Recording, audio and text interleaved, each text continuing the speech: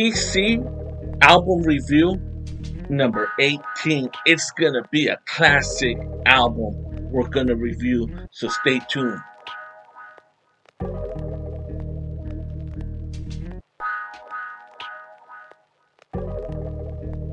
DC album review number 18, and the DC stands for Duran Customs.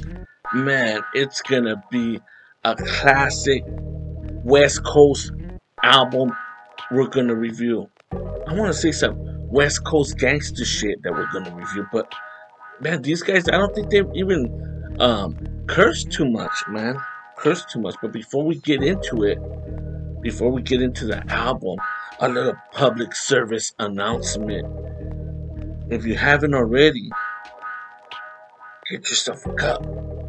DuranCustoms.com. Shop there for some great vinyl records, new and used CDs, new CDs, and some used ones too that we're gonna put up to, some classic ones, some hard to find ones, and then merch, man, cups, collectibles, a little bit of everything. And if you're looking for some beats, man, follow us on Bandicamp. We got some beats right there for sale. If you want to add them to your podcast, or you're an up and coming rapper, you know, you want to find some affordable beats, you could hit us up there and check them out and see if there's any there that you like, you know. I think there's over maybe like 25 beats there that are for sale. Some of some music there too if you want to purchase, you know, some of my music. So and also follow us on Los Prophetic Poets on Reverb Nation. So I hope you guys had a great week, man. This group is a classic group, man. A classic group out of the West Coast, and I'm even specifically for one of them out of there, man, or both of them, man. But West Coast wouldn't be West Coast music, West Coast gangster rap, West Coast rap, period, wouldn't be what it is without this particular individual or this album, period, man. The DJ was one of the original DJs from KDAY. I believe he was one of the original, or one of the mix masters there, man, in the early days when Dr. Dre was there, I believe. If I'm not mistaken. Man, but this album, when it was originally put out, I believe it only had 11 songs on the album, man. And we'll go through that track list later on. I wish I could play a little bit of it, man, because I love this album so much, and I hold this one in high regards on the West Coast. This one, and also that I'm going to share with you guys, and also the DOC's, the grand finale, man. And I think just those two, they were brilliant, dude. Brilliantly done, produced, arranged, and the rappers under the DOC, the way he flowed, and then this flow right here, man, damn. Because majority of it, all of it he did on his own. The rapper, the DJ did all the DJing, the mixing, and cutting up, which they both did a great job in doing what they do. The DJ did his job at picking the right fucking beats, the right tracks to cut up, brought his skills to the table and elevated it to a whole nother level. And then also the rapper just brilliantly storytelling and keeping it funky and not sounding like anybody else at that time. You know what I'm saying? Like, original. It's a cross for me. Maybe a cross. The way that I was hearing it, it's like Above the Law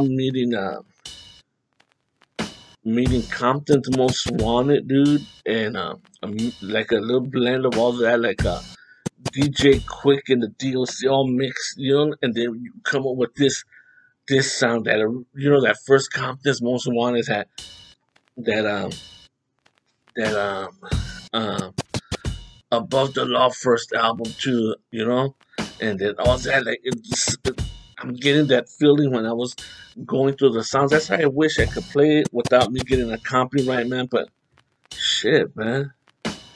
You know, I would if I could, man, but you know, but the songs that the beats that I do play on this podcast is gonna be on this podcast like that. I own that, so they won't copyright me for that because I made those beats. But I wish I could play some of the songs. But if you guys have time, go back and revisit this album and let me know what you guys think.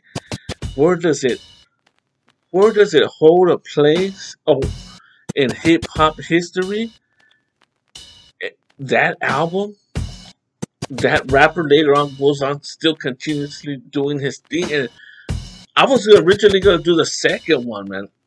The second one that he was actually part of three groups before he went solo, and all major groups, you know. But I was originally gonna do the second one, and I'll reveal it later when I say the name of the album, man. But man, this guy just.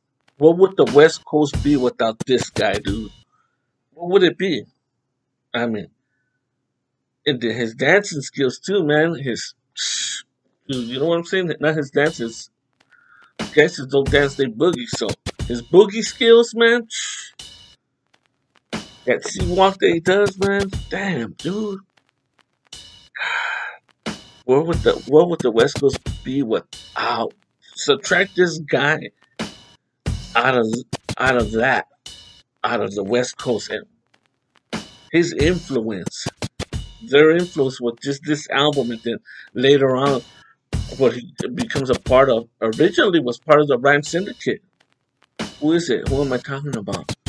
You know, they were part of the Rhyme Syndicate with Ice-T, Everlast, and that whole group there. You know, so you know, one half was DJ Aladdin, one of the original mix masters at KDAY 1580 KDAYAM, brother. One of the first ones there, and his cutting skills. Oh man, dude. 1990 priority release. We're in this together. Low profile. DJ Aladdin and the one and only Dub C. Dub C, man. Hard to find album, man.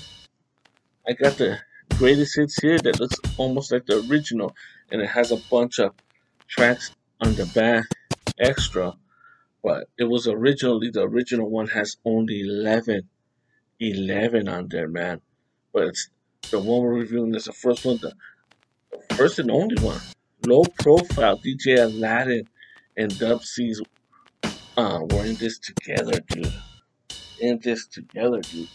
What a great fucking album. What does that album mean in West Coast history, man? Dub C's flowing on there, dude. And African Islam, dude. They were, like the way I said, they were part of Rhyme Syndicate with Ice-T and African Islam before they did their own thing like that, and coming into that. Origins out of Los Angeles, man. Los Angeles, dude. Which later on, the group breaks up. They only did this album. Dub C goes on to form Dub C in the Mad Circle with Coolio and Crazy Tunes. And I forgot who else was part of that. And that was the Ain't a Damn Thing Changed. Man, I was gonna do that one, but how could I do that one without doing an album review on this one first? But you have to have something to strive for, man, because like the way I said, I hold this one probably in the DLCs. No one could do it better than that album, man. Both here in West Coast, in hip hop history, let alone West Coast, dude. Like those monumental, you know. So, but like the way I said, how could I do that one first without doing this one, dude? Let's go into the playlist, man. Let's go into the playlist on this album here, man. Because like I said, dude, it was a freaking monumental album, dude. I mean, anybody that grew up 88, 89, West Coast style, we didn't have that. We had NWA, we had Compton's Most Wanted. Of course, we had King T, Mixmaster Spade. We also had Low Profile, dude. And like the way I said, DJ Aladdin, dude, did his thing on production. I mean, right off the gate with track number one, man, funky song, dude. Ain't nothing going on but a funky song. Fuck, dude. Come on, man. You you have to have grown up on the West Coast during the 80s, man. Early or go back and revisit. If you're really uh you know, love hip hop, love especially West Coast, man. There was, you got to go back and listen to all those classics that built this West Coast sound, this West Coast, style of rap, dude. But there was just something about being on the West, growing up in the 80s, you know what I'm saying? And being for the West Coast, Southern California, and being aware of that music and playing it at that time, man, and well, I think I was in junior high, man, and we were just those songs, man. That and the DLC and the Compton's Most Wanted, like, damn, man, just being alive and living with those songs being released, being new at that time, and being able to get the CD because they didn't really play too much unless it was on K Day. But like I said, DJ Aladdin, dude, did his thing. What I like about it, he's cutting it up on there, dude. He's cutting it up on every fucking song. So it wasn't just the East Coast that was cutting it up and their DJs doing their thing, dude. We had the West Coast had their style too, and they were cutting that shit up with a little bit more gangsterism to it, with a little bit more flex to it, dude. You know what I'm saying? With a little bit more pizzazz in our own style, dude. And it's demonstrated on this West Coast classic album by none other than DJ Aladdin, dude. DJ Aladdin kept that shit fucking rocking to kept those fucking beats produced by DJ fucking Aladdin, this album, and then Dub C going in there on his own and then just doing what he does. You know what I'm saying? All by himself, man. Those fucking songs are pretty fucking long, dude. They're like 4 minutes long, 4.5 minutes, 4:41. 318, fuck, 5 minutes, 440, fuck, dude, you gotta have some fucking skills to be rapping that fucking long and to keep the people interested on a fucking song like that when your DJ, picking the right fucking beat, cutting it up at the right fucking time, dude. Come on, dude, you have to have fucking confidence in your fucking skills to be able to drop shit like that, dude. Like the way I said, man, number one was Funky Song, dude. Ain't nothing going on but a funky song, then that's why they do it fucking another fucking badass jam. Then you got the single Pay Your Dues, dude. Fuck, that was the fucking shit, dude. I remember going out with me and my brothers, and then, with my brothers out there to, like, Riverside and shit, and they were bumping that shit with that fucking badass shit, man. Great fucking memories, you know what I'm saying? Number four, Easy Money, dude. And like the way I said, fucking dope track after dope fucking track. Keep it fucking flowing. Dude, and you know what I think? I don't think Dub C cursed too much on this one besides on Pay Your Dues when he says FAG, you know what I'm saying? Like, man, but what a great fucking dude. That's what I mean, like hip hop skills, even like the DLC where he didn't really curse too much on that album. Like Dub C also did the same thing, kept it funky, kept it like harmonizing. Fuck, dude, keep it flowing. That's a fucking dope track. If you guys haven't heard it, man, like the way I said, go back and revisit it, or if you haven't visited it, go back, go and listen to this, and man, you're doing yourself an injustice if you don't. Keep it flowing. Aladdin's on the rampage. That one shows his fucking skills. If you don't think what I'm saying about DJ Aladdin is true on this shit, go to Aladdin's on the rampage, dude, and listen to that shit. Listen to the different tracks coming in and him cutting it up, dude. Shit. Get yourself a cup. GrandCustoms.com. I mean, Aladdin's on the rampage, like the way I said. You're a DJ, you love that cutting it up, check that song out, dude. How Young Living, that's a great song. Coming straight for the heart. We're in this together, dude. Another fucking dope one there. We're in this together. The title of the album, dude. You gotta come fucking correct on that shit. You gotta come hard, dude. Every fucking song on this is hard. Make room for the W, dude. And No Mercy, dude. I believe that was 11. 1, 2, 3, 4, 5, 6, 7, 8, 9, 10, 11. Man. But like the way I said, for me, a classic in hip hop history. I hold this album in high regards with the DOC, dude. Like the way I said, for me, even I have the uh, one of the singles, man, but it was hard for me to look through my records. You know what I'm saying? But like a cross between Above the Law, man, Above the Law, and the Compton's Most Wanted, the first album meets the DOC meets. You know what I'm saying? Like shit. Got a little mix, just a little bit of every man, dude. Listen to this album, dude. Listen to this fucking classic album, and like the way I said, then this guy goes on to do 2 albums of WC in the Mad Circle. That first fucking WC in the Mad Circle for me. Wait till I do that fucking album review, dude. Wait till I do that fucking album review. If you guys haven't heard that album too, fuck. You guys don't know what real fucking West Coast hip hop is, dude, or gangster rap. But shit, that one then he goes on to do that second WC, that curb serving, and becomes a member of the West Side Connection. What do you like better, man? West Side Connection or WC in the Mad Circle? You true West Coast hip hop heads, West Coast gangster rap lovers or whatever. What do you like better, West Side Connection or WC in the Mad Circle? For me, WC in the Mad Circle, dude. Low profile, then that first WC in the Mad Circle, dude. Can't be fucking touched, can't be replicated, dude.